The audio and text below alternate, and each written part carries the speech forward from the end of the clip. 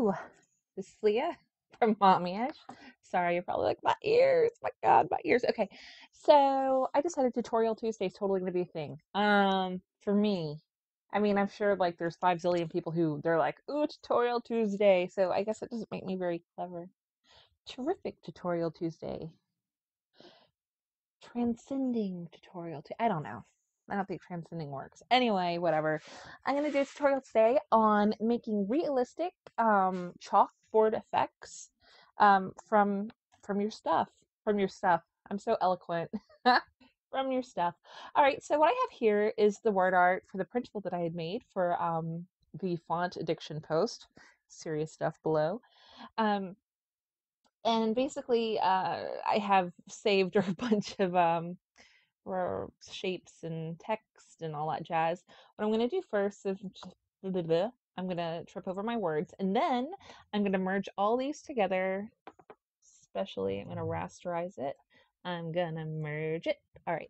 Then I'm going to take a chalk texture. This is from one of my texture sets, my chalkboard textures. I forget the texture number 49, available at Sugar Hill for commercial or personal use. All right. And so it's going for the background. Whee, look, it's a chalkboard. Now, if I want it to be a little lighter, I would just go to my adjustments and play with the curves. I like to play with my curves. And you can just, as you see, move it a little bit and it lightens it right up. You can also make other parts a little darker, add dimension, whatever. Just play around until you're happy. I'm going to merge those together because I'm happy with it. All right, so here we have our text. I'm going to go ahead and make it white. I'm just going to do a simple color overlay by double clicking on the layer and bringing up my layer style. Then I rasterize the layer. So now it's white. And we could just leave it at that. Be like, look, it's totally like chalkboard and stuff. It's so awesome. But you're not going to do that. You're going to take it a step further. So I'm going to go ahead and zoom in. And this is so you can kind of see what's going to be going on here. So here we have these things, words and shapes and all the pretty things. I'm going to duplicate the layer. All right, so duplicating. For the win. I don't care what it's called. And I'm like, I don't care. I don't even care. And what I'm going to do with the underlayer, the end, it's underwear. Underlayer is I'm going to blur it. So I'm going to go to filter, blur, and I'm going to do this one. I just realized I've been saying this blur wrong. Gaussian blur. I'm pretty sure I've been calling it Glossin. I'm pretty blind. I can't really see like the words super well. That's what you want to hear from a designer. I can't see anything, it's just kind of hit or miss. If it happens, it happens. Sorry for this little graphical error you see right there. I need a new video card.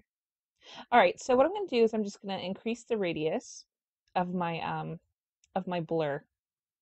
And I'm just going to do it maybe 40. This is a pretty big document, so you can just kind of play with it by the way it looks, just eyeball it. And you can see now it's like, ooh, it's glowy, Leah. That doesn't look realistic at all. And you're right, it doesn't. And now, since that doesn't look how I want it to either, I promise I have a plan here. I'm going to go to filter again. I'm going to go to blur again. And this time I'm going to do a motion blur. And these are fun. They kind of stretch out your blur, your blurage. And I really like the way the feel of it. Like it ends up kind of like you might have been erasing it a little bit, but not quite, and you were smudging it, but not really. That kind of look. All right. All right. The next thing I'm going to do, I'm going to apply a filter to it again. This time I'm going to add noise. I'm just going to go to add noise. I'm going to make sure that it can be uniform either or, but make sure it's monochromatic. You don't want it to be all like colorful and stuff. At least I don't. You can use either or, like I said, doesn't really matter. Just add lots of it. So once I've added noise, I do another blur. I know you guys are probably like, geez, Leah, just quit with the blur already. You can just do like a typical one. I, again, go to this one again, but it's going to be a much smaller blur. The point of this blur is to make the noise look less pixelated. So you could literally do just like one, just like that. And that's it. And as I zoom out, can see how that works. It doesn't really look glowy anymore. Now we're going to take it a step further. I'm going to close off the text layer so you can see our eraser-ish parts. If I do that, you can see what we've done. And now I'm going to take my eraser brush and I'm going to load some brushes. These are from Just Jamie, because she's just awesome. And and I'm going to use them, these like kind of textured brushes, to just kind of stamp erase bits and pieces of this effect.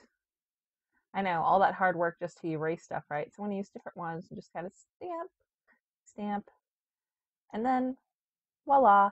Now, you're probably like, Leah, that doesn't really do that much. But for some reason, to me, I feel like that to that adds a lot toward realism. All right, so the next step is I'm going to take my text layer and I'm going to apply a style. This is from my Silhouette styles. This is a distressed white. So I could add that to it. You can see it kind of makes it all a little like rough. Or I could maybe go to my actions and do a standard stamp sort of action. So I just play that quickly and like copy and paste it afterwards to make it look a little rough. I'm so weird. I'm sorry. And that's taking forever. I'm sorry that took so long. All right. So that would be like that. So then it's like even more like, wow, she's like kind of half erased it and everything. No. But for me, this time I'm going to use the style here. And then I really like the way this looks, but I might want to change like the size of the style on it. So if I switched it to like 50%, then I kind of like the way that looks a little better. So, how do you do that? A lot of my styles are made using patterns, and then adding effects on top of these seamless patterns. So when you go to your pattern overlay for a style that I've made, if you click on pattern overlay and go to scale, you can scale it down. Now in Photoshop, you're only going to get a clean rescale, and by clean I mean it's not going to look blurry. If you're doing by 75, or I think 75 might let you, 50, 25, etc. So yeah, if you do like off of that, it usually looks a little wonky. So I'm going to 50%, and that's that. So that's our realistic, or more kind of realistic, chalkboard text effect. Another way you can do it without using my styles, because I don't want to be like, you have to buy my things for this to be able to work for you. Is just maybe play with paintbrushes that you already have and use them as an eraser. Some of the splatter and spray brushes that you might have in your inventory might be inventory. Wow, you can tell I play online video games. But you know, you just kind of like, oops, that's a brush, not an eraser. Use your eraser and just take off little itsy bitsy pieces of it until you're happy with how it looks. And that's it. So hopefully this hasn't been like a horribad tutorial Tuesday. So again, you're going to duplicate your layer. You are going to blur it, and then you're going to blur it some more, and then you're going to add noise to it, and then you're going to blur it again. And then what did we do? We blurred it again. Oh, and then we erased parts of it, and that's it. And then we added a style to our chalkboard text so it looked more like chalk. There you go. That's it. Well, I hope this has been helpful. Y'all have a fantastic day. Bye-bye.